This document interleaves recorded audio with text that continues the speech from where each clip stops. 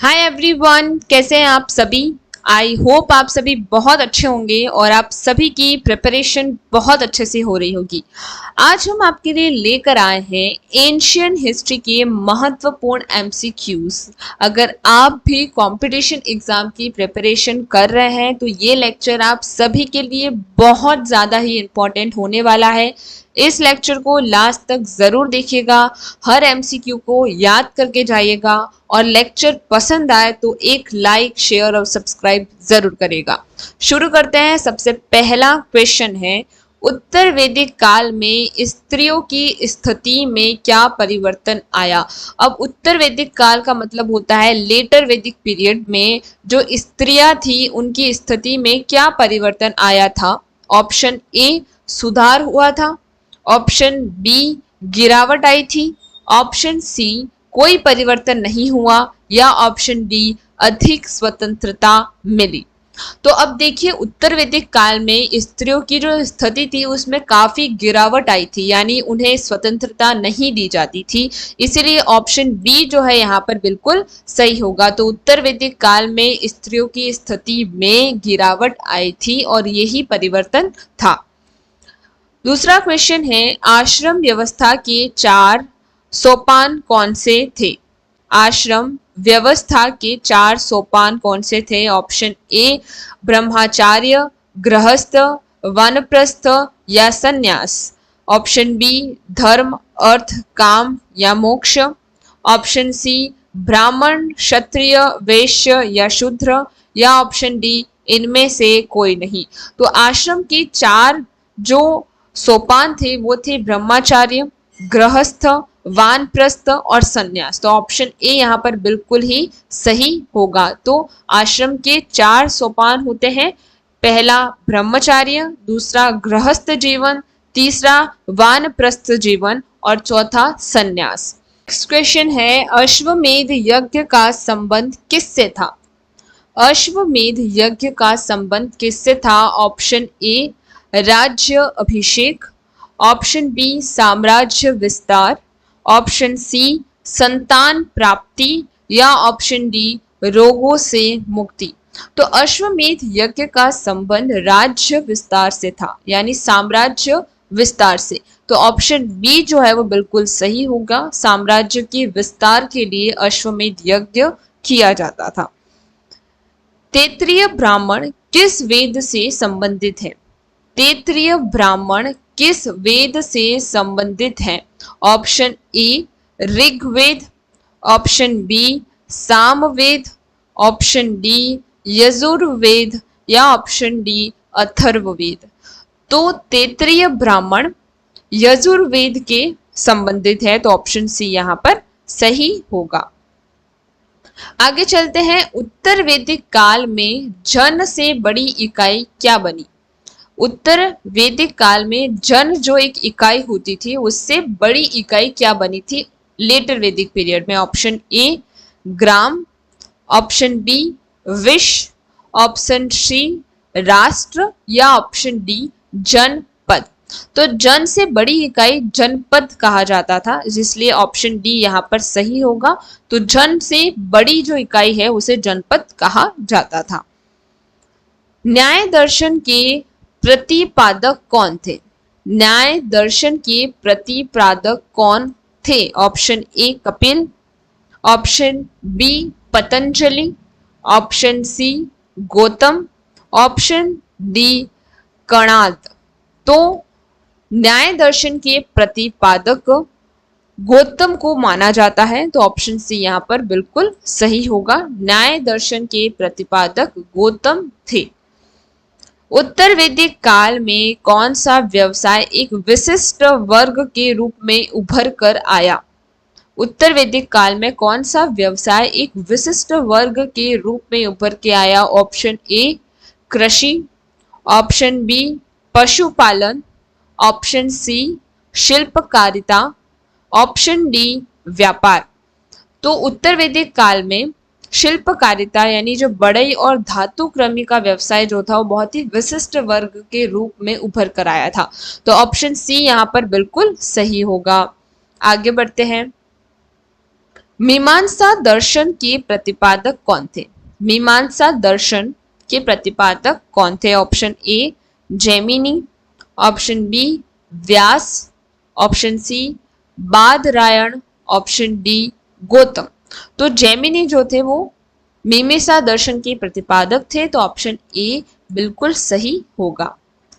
आगे चलते हैं। उत्तर वैदिक काल में प्रजापति को कौन सा स्थान प्राप्त था? उत्तर वैदिक काल में प्रजापति को कौन सा स्थान प्राप्त था? ऑप्शन ए सर्वोच्चम देवता, ऑप्शन बी कृषि का देवता, ऑप्शन सी वर्षा का देवता, या ऑप्शन डी युद्ध का देवता। तो प्रजापति को सर्वोच्चम देवता माना जाता था, इसलिए उन्हें ए ऑप्शन जो है वो यहाँ पर बिल्कुल सही होगा। उत्तर वैदिक काल में प्रजापति को सर्वोच्चम देवता का स्थान प्राप्त था। छांदोग्य उपनिषद में किसका संवाद उल्लिखित है? छांदोग्य उपनिषद में किसका संवाद उल्लिखित है? Option A Yajnavalkya Maitri, option B Uddalaka Aruni Shvetaketu, option C Nachiketa Yama, या ऑप्शन डी इनमें से कोई नहीं। तो उद्दालक आरुणि श्वेतकेतु जो है ऑप्शन बी यहाँ पर बिल्कुल सही होगा। उसके अंदर उद्दालक आरुणि श्वेतकेतु का संवाद उल्लिखित किया गया है। उत्तर वैदिक काल में विवाह के कितने प्रकार प्रचलित थे? उत्तर वैदिक काल में विवाह के कितने प्रकार प्रचलित थे? Option A 4, option B 6, option D 8, या ऑप्शन डी 10। तो 8 ऑप्शन सी जो है वो सही होगा, क्योंकि उत्तर वैदिक काल में विवाह के पूरे 8 प्रकार होते थे, इसलिए 8 ऑप्शन यहाँ पर सही होगा, ऑप्शन सी करेक्ट होगा। पितृ ऋण, ऋषि ऋण और देव ऋण की अवधारणा किस काल में विकसित हुई थी? पितृ ऋण, ऋषि ऋण और देव ऋण की अवधारणा किस काल में विकसित हुई? ऑप्शन ए ऋग्वैदिक काल में, ऑप्शन बी उत्तर वैदिक काल में, या ऑप्शन सी महाजनपद काल में, या ऑप्शन डी मौर्य काल में। तो उत्तर वैदिक काल में पितृ ऋण, ऋषि ऋण और देव ऋण अवधारणा विकसित हुई थी। ऑप्शन बी यहाँ पर सही होगा। बृहदारण्यक उपनिषद में वर्णित याज्ञवल्क्य मैत्रेय संवाद किससे संबंधित है? बृहदारण्यक उपनिषद जो है उसमें वर्णित याज्ञ मैत्रेय संवाद है वो किसके लिए संबंधित है? ऑप्शन ए आत्मा की अमरता के लिए, ऑप्शन बी ब्रह्मा के ज्ञान के लिए, ऑप्शन सी वैवाहिक संबंध के लिए, या ऑप्शन डी कर्मकांड के लिए।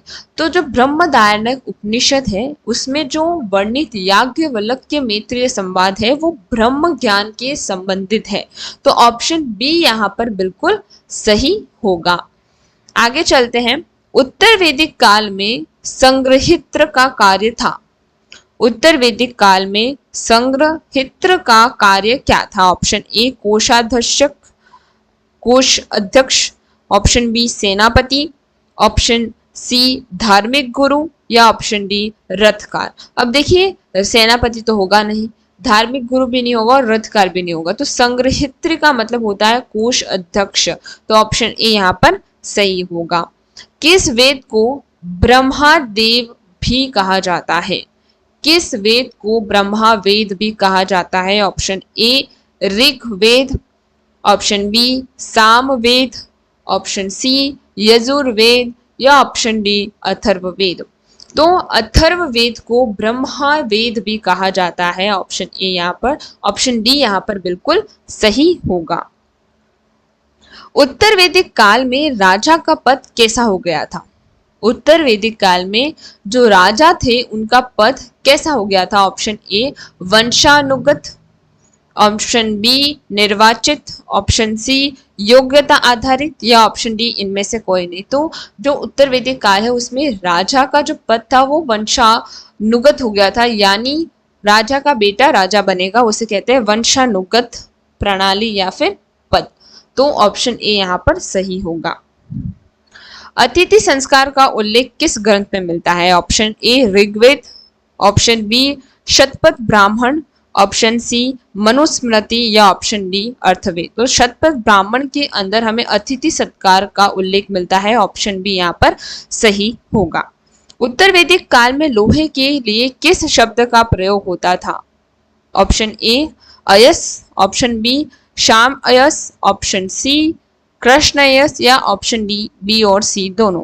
तो शाम अयस भी कहा जाता था और कृष्ण अयस भी कहा जाता था, ऑप्शन डी यहाँ पर सही होगा क्योंकि शाम अयस और कृष्ण अयस दोनों सही है, तो ए और बी और सी दोनों राइट होंगे।